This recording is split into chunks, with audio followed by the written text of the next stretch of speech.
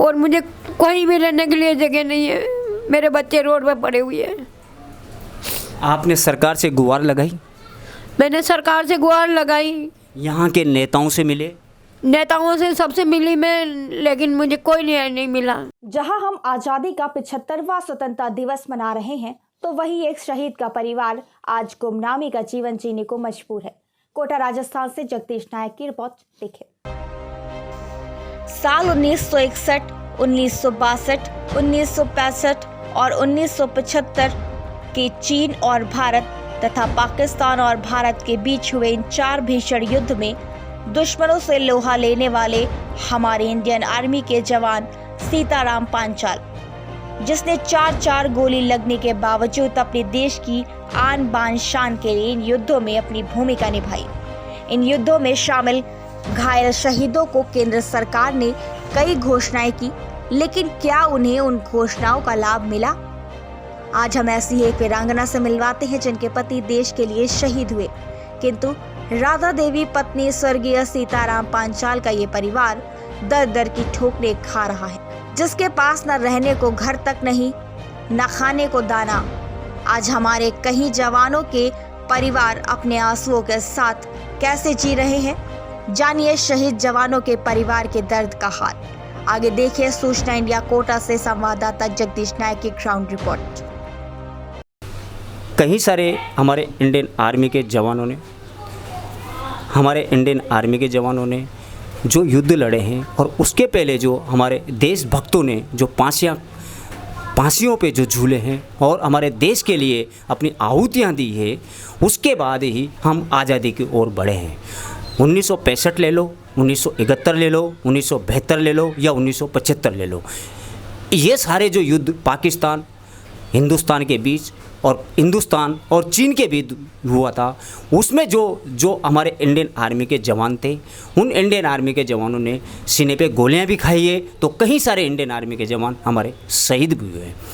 उन युद्धों में जो हमारी सरकार ने, चाहे वो सेंट्रल गवर्नमेंट हो या वो रक्षा मंत्रालय हो, उन्होंने कई सारी घोषणाएं की है। क्या हम आज़ाद है? क्या हम वाकई में आज़ाद हो चुके हैं? जब 15 अगस्त 1947 में हमारा देश आज़ाद हुआ था, क्या उस आज़ादी का हम पूरी तरह से हम फ़ायदा ले रहे हैं या उस आज़ादी में हम जी रहे हैं? दोस्तों, सूचना इंडिया चैनल आज ऐसे परिवार से आपको रूबरू कराना चाह रहा है, ऐसी वीरांगना से आपको रूबरू कराना चाह रहा है जिनके पति ने 3-4 युद्ध लड़े हैं और अपने सीने पे गोलियां खाई है। उस वीरांगना की स्थिति दयनीय है कि उसके पास इस कोटा शहर में रहने की टापरी तक भी नहीं है। ऐसी वीरांगना अगर हम 15 अगस्त के दिन या गणतंत्र के दिन या शहीद दिवस के दिन अगर हम कई सारे शहीदों पर माल्यार्पण करते हैं या दीप दान करते हैं या दीप उज्जवल करते हैं, तो क्या सच में उन वीरांगनाओं जिनके पति या तो शहीद हो गए या फिर लड़ते लड़ते मर गए या फिर वो अपने अधिकार पाने के लिए न्यायालयों के चक्कर काटते काटते शहीद हो गए या अपना इस दुनिया को छोड़ चुके, क्या उनके घर में क्या दिया जलता है? क्या उनके घर में ये कोई आज़ादी का दिवस मनाया जाता है? हमारे बीच में ऐसी वीरांगना है जो पिछले 32 साल से कोटा न्यायालय में अपना अधिकार पाने के लिए केस लड़ रही है। वीरांगना ने बताया कि मेरे पति ने जो युद्ध लड़े और जब भारत सरकार ने उनको कुछ भूमि आवंटित करने के लिए घोषणा की, उस भूमि को पाने के लिए वो न्यायालय के चक्कर काटते काटते, न्यायालय में लड़ते लड़ते खुद ही मर गए, लेकिन आज तक न्याय नहीं मिला। सन 2017 में इन्हीं न्यायालयों को जो इनमें मामले 156(3) में जो दर्ज होते हैं, उसको लेकर राजस्थान की पूर्व मुख्यमंत्री वसुंधरा राजे सिंधिया ने कि लोगों को न्याय जल्दी कैसे मिले, इसके लिए 156(3) में बदलाव लाने के लिए एक बड़ा प्रयास किया था, लेकिन उस प्रयास का विरोध हुआ। और आपने भी शायद दोस्तों पढ़ा होगा, अखबार में पढ़ा होगा, टीवी चैनलों पे देखा होगा कि एक लेख डेली छपता था अखबारों में कि जब तक काला तब तक ताला।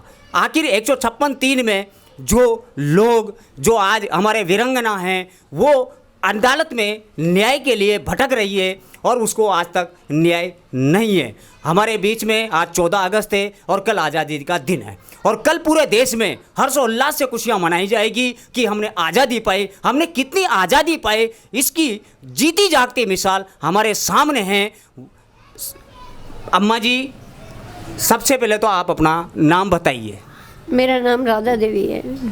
राधा देवी जी, आप ये बताओ कि आपके पति ने जो युद्ध लड़े, कितने युद्ध लड़े थे? 3-4 युद्ध लड़े। कितनी गोलियां लगी थी उनके?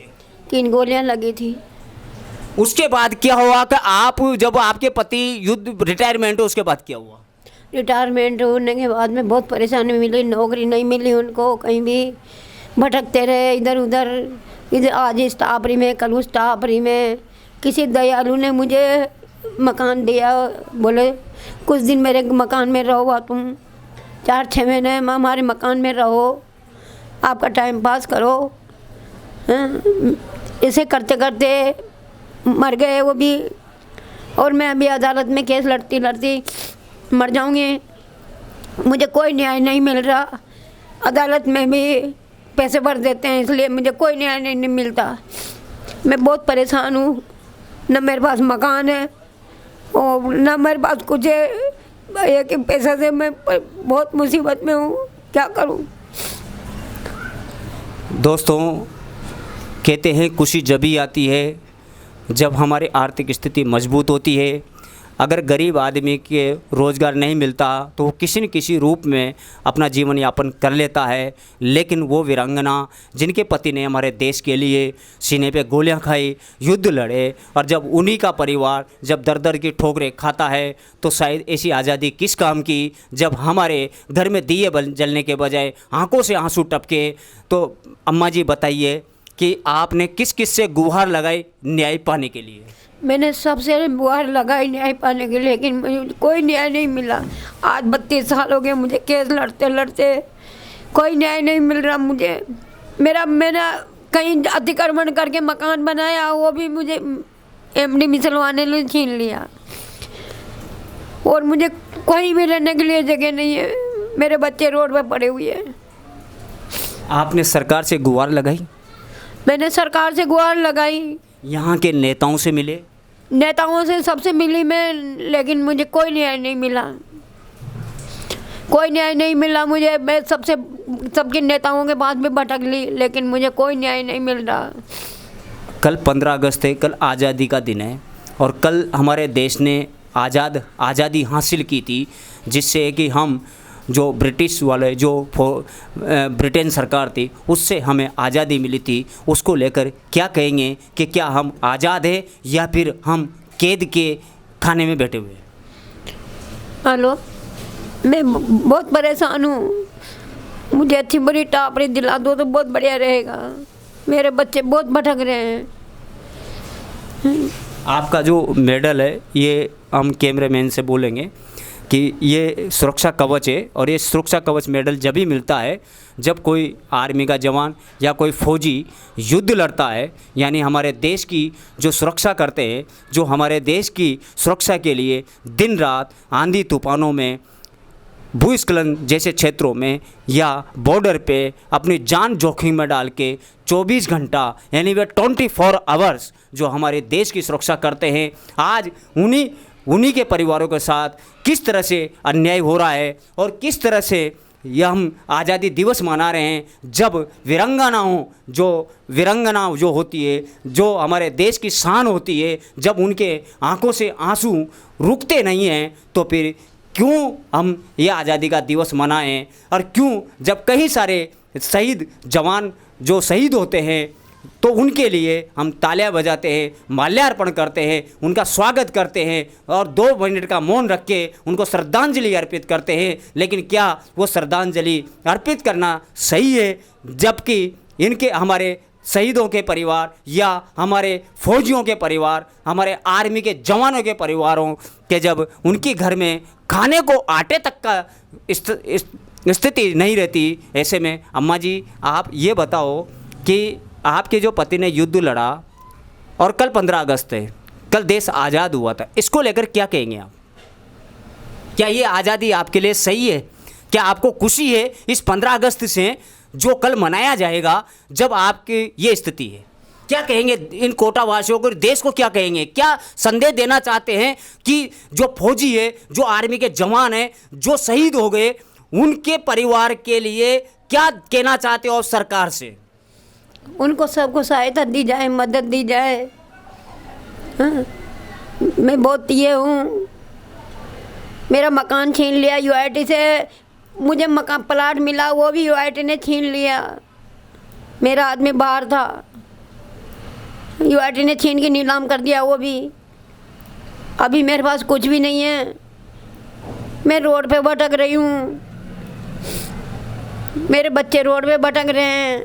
बड़े अफसोस की बात है कि मैं उन नेताओं से, उन सरकार से, उन सामाजिक संगठनों से ये कहना चाहता हूँ कि आखिर क्यों हम इस तरह से शहीद दिवस मनाते हैं, क्यों हम आज़ादी दिवस मनाते हैं, जब वीरांगना जो आंसू लेके दर दर की ठोकरें खाती है, ये इनका बेटा है, ये इनके बच्चे हैं, कि जो वीरांगना का कहना है कि घर का मकान नहीं है, घर में व्यवस्था नहीं है, इसकी वजह से मेरा बच्चा आज 30 साल का हो गया, लेकिन उसकी इसलिए शादी नहीं हो पा रही क्योंकि जो मुझे पेंशन मिलती है वो अदालत में खर्च हो जाती है, और जो मेरे पास थोड़ा बहुत इधर उधर से मैं मजदूरी करके लाती हूँ उससे मैं अपना घर चलाती हूँ। तो इस तरह से मेरा परिवार एक तरह से अंधकार का जीवन जी रहा है। अम्मा जी, आपसे अंतिम सवाल मैं पूछना चाहता हूँ कि कल 15 अगस्त है, लोगों को क्या बधाई देना चाहते हो?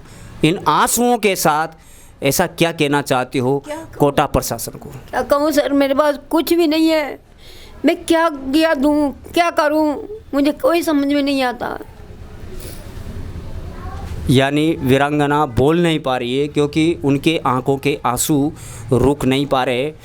हम इस चैनल के माध्यम से सभी उन सामाजिक संगठनों तक इनका दर्द बयां करना चाहते हैं कि कोई तो सामाजिक संगठन, कोई तो जनप्रतिनिधि इन तक पहुंचे ताकि इनकी व्यवस्था करे। राहुल कैमरामैन के साथ जगदीश प्रसाद नायक, कोटा।